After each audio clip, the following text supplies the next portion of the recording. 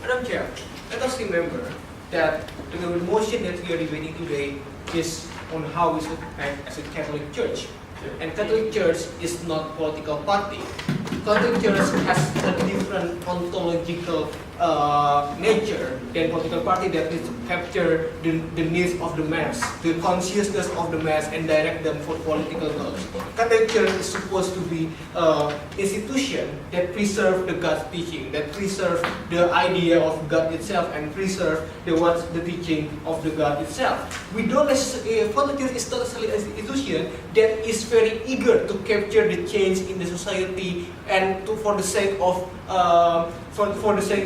pandering to them, or for the sake of pushing the society's will to change the church itself, because that's more of a Protestant thing than a Catholic Christianity thing, right? So let us remember that before we move on to the present subject that I'm going to explain here. First of all, let's talk about the idea of Pope Benedict, right?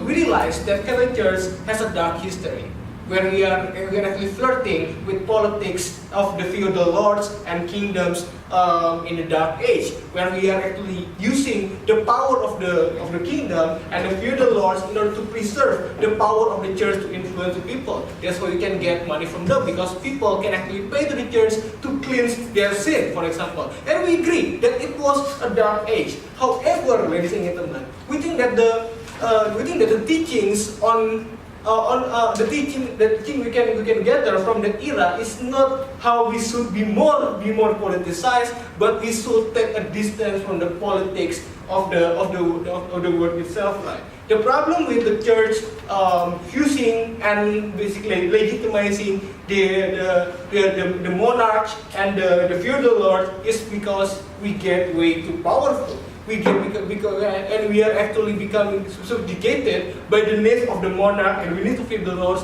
and thus we are compromising the value of the Jesus Christ itself. Because Jesus Christ, we believe, is not necessarily wants your money, because He forgives all of you. He can send you to the heaven, despite all of you, even the Buddhist one, I think. Okay. So what we think is better is that we should take a distance with the politics, right?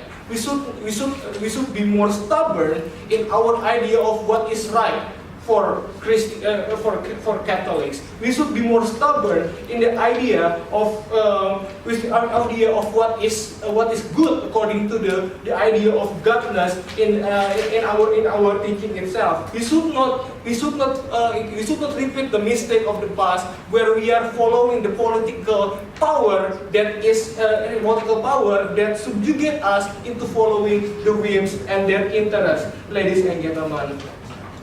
Now, second of all, let's talk about change. It's a more rebuttal and a very short substantive. We are talking about how we should capture the change in the society in order to be relevant. We don't think so, ladies and gentlemen. We think that it is more important for the Catholic Church to slow down, right?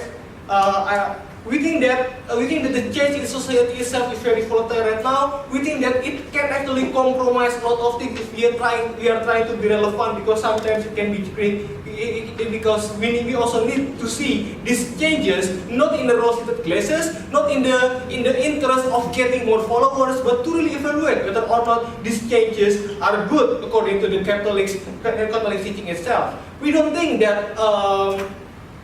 For example, the idea of partying, subjugating yourself to the pressure of the worldly, and actually not involving yourself in a meaningful acts of like helping the people who needs your help, and preserving the teaching of Jesus Christ by replicating what Jesus Christ has done, which means also giving away your money to the poor people, is something that is right? We don't think that this hedonistic pleasure is a trend that Catholic Church should be following, because that is not us.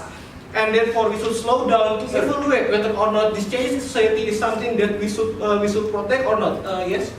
In your world, what is the definition of good pope? Is it to be like as inclusive as possible, and or you have to make this like exclusive to some community? Alright, right. This is very thank you for the POI, because it is the perfect opening for my last perspective, which is a comprehensive comparative between our word and their word. Right?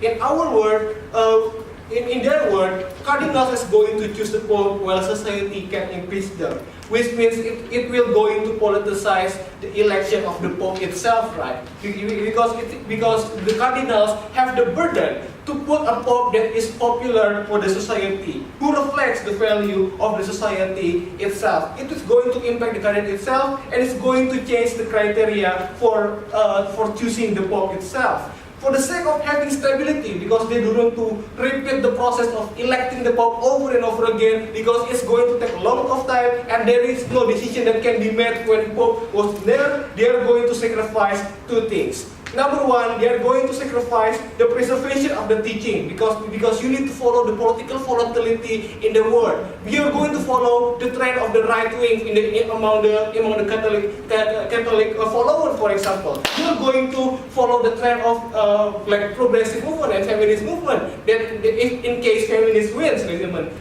hopefully. And however, this is not something that is not good, right? Because you need to follow what is right for the Catholic, and that also means making a teaching that is not necessarily pandering to one side or another. Because this is what Pope Francis did. He's not pandering to the progressive and feminists by legalizing gay marriage and saying that gay marriage is right, but he's also not pandering to the anti-LGBT community, because he said that LGBT community should be accepted in the church because Jesus Christ accepts everyone, ladies and gentlemen.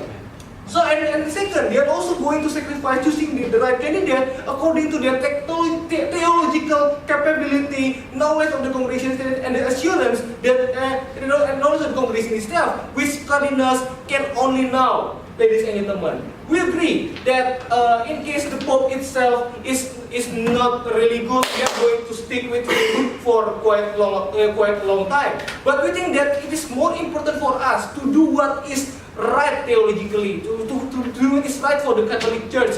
And cardinals are the one who know it, not the people, unfortunately. We beg to oppose.